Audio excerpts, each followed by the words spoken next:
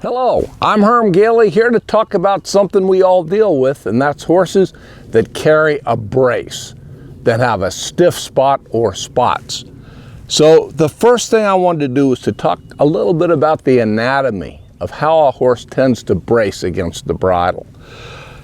This is Slim. He's a very useful horse, a friend of mine, but he's got some conformational tendencies that make him predisposed to be stiff. And he is.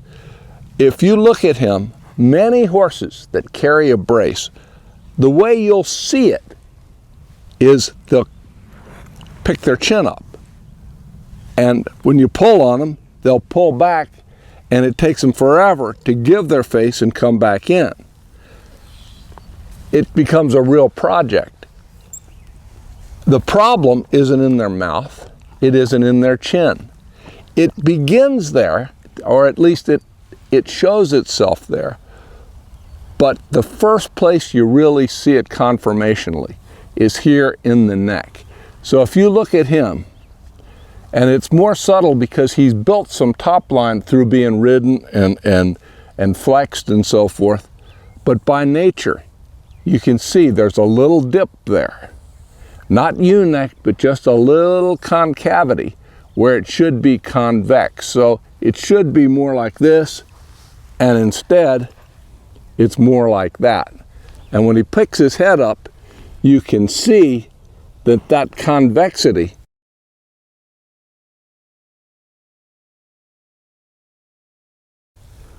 carries from there to there, and it makes it very easy for him to carry a higher head, which is his nature.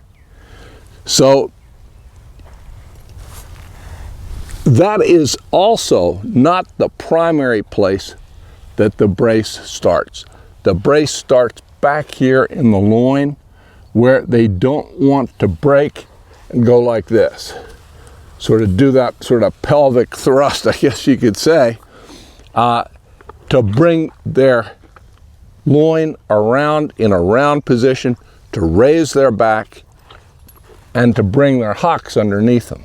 So the result, you'll have this position, this conformation here, will lead to their back being hollowed out, and they don't break in the loin and bring their back end underneath them particularly well. This horse was extremely braced when he was young. It's gotten better, but it's always going to be some maintenance with him. So with that start, we're now going to get on him and show you a couple of things, or at least one thing, that I do to start to break that up.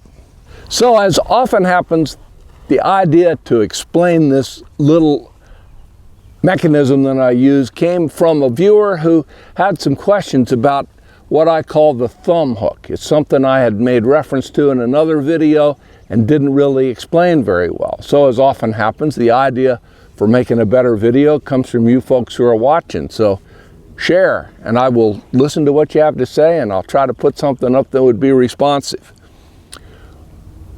In order to get your horse to begin to soften up in the face, and you can see he's not upset, but it's natural for him to pick his head up. I've got horses here who would be standing here with their eye level with their wither, or their ear level with their wither. His is always going to want to be a little higher. So to keep him from going the next notch up, and to maybe change this just a bit, I'll take my right hand in this case, and we'll zero in on it, and I'll run it under the rein and up onto his neck. So I've got it in my hands there, and I've got a hold of his neck. Now, he'll do this because he's had it done before. If you put a little pressure on him, see, it encourages him to give. And what you're not doing is locking down on him with two hands. The other rein is relatively loose, and I'll show you what I do with that rein as we get to moving around a bit. But the critical thing is to get this hand or the opposite hand, either one, usually to the inside of the circle, and then lay it down on his neck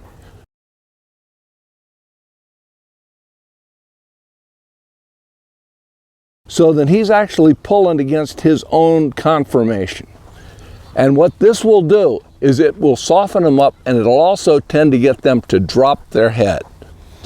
This does not work well if you have a horse who has a little different problem, and that is the tendency to pull down and drop on their forehand. That horse would only get worse. This horse, who naturally wants to carry a higher head, is helped by this, and a lot of horses will be. I've used this a lot, say if I was riding a thoroughbred type horse or helping somebody with a horse bred that way. They tend to carry a little higher head, and they get a little bit overly enthusiastic about it. Works real well on that type of horse. Now, the other component, this will seem to work for you if you just do it. You know, a lot of times your horse will just start to give and you say, wow, that's a miracle. Except it's not. If you don't keep your horse moving forward with your legs, you're never going to get any engagement, and they're just going to start to lay on your hand.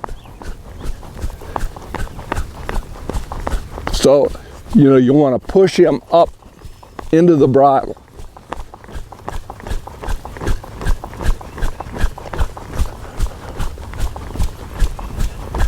And probably,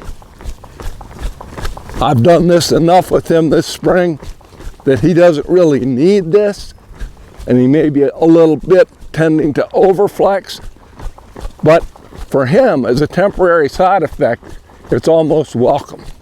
Now I see the opposite rein. I'd very simply hold it up at whatever level you need to. Now you wouldn't want it so long that you're way up in the sky somewhere, but just so that you're keeping him from over bending. But because you're right level with your horse's neck, they're going to get soft, look to the inside a bit, but they're not going to bend as they would if you were out here somewhere. That's not going to help you as much with getting your horse soft and breaking up that brace. It'll work laterally. It's not doing anything vertically. So you ride around like that, and when they get good, you release. And if they would start to pick up, raise their head and brace again. And I like to take my hands off and go back on like that, because a lot of times, every time you renew that hold, they'll brace again. So you want to get to where their first response is to give, not to brace.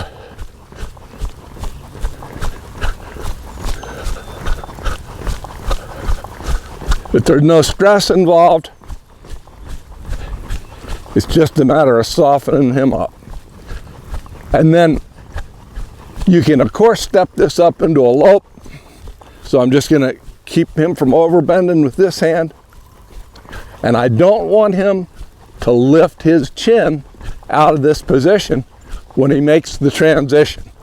And that's a little harder degree of difficulty.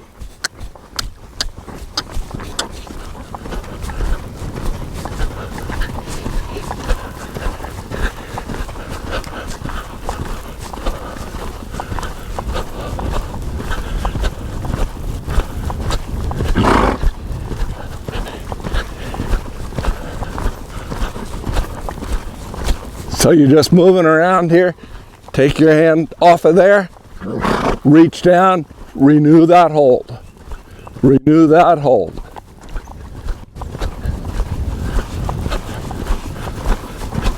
But it may not be immediately apparent, but I'm driving with my seat and my legs the whole time. Because if I didn't, he'd just lay in my hands, because I wouldn't be shaping forward motion or energy. I'd just be shaping about 1,100 pounds of dead meat. So that, you can do other transitions down, and he wanted to dive bomb that one, which I've been working on getting this horse to stop a little better. But see, He started to look in, so I just sort of took that hand off to the side a little bit. See if we can do a little better down transition. That was way better. And then a stop. A halt. I'm not looking for him to slide to a stop, just a halt. So what you want to get him to do is, then if you just pick up on the reins, he should be much softer. That softens him up.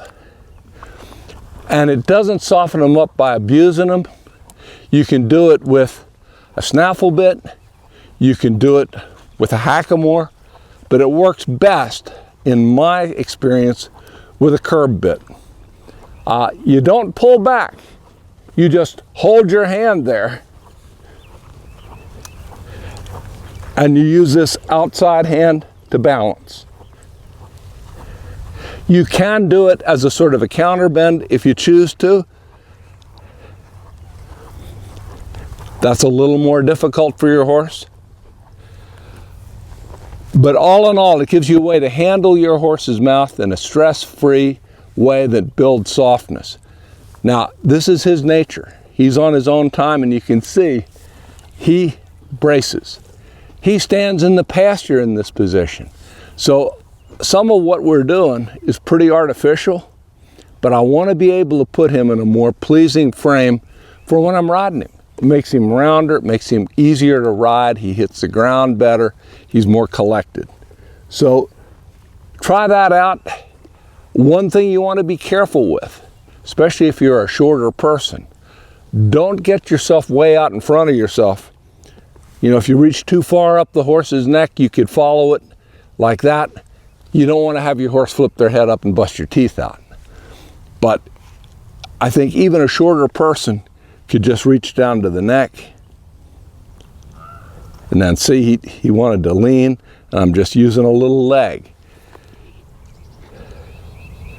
to get him back into a more pleasing shape.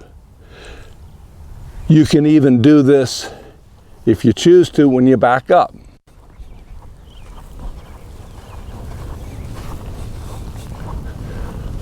So I'm going to lock down and say, whoop, back, back, back, back, back, back, back. And you get a pretty nice little back up without any brace. And that builds a better backup when you don't have him in that position. So, a lot of talk about one simple move with your hand. Right here, bridge your reins, go through, grasp the inner rein, outside rein off to the side a little bit, take out the slack, and you'll find that it helps you. Give it a try, let me know. Till next time.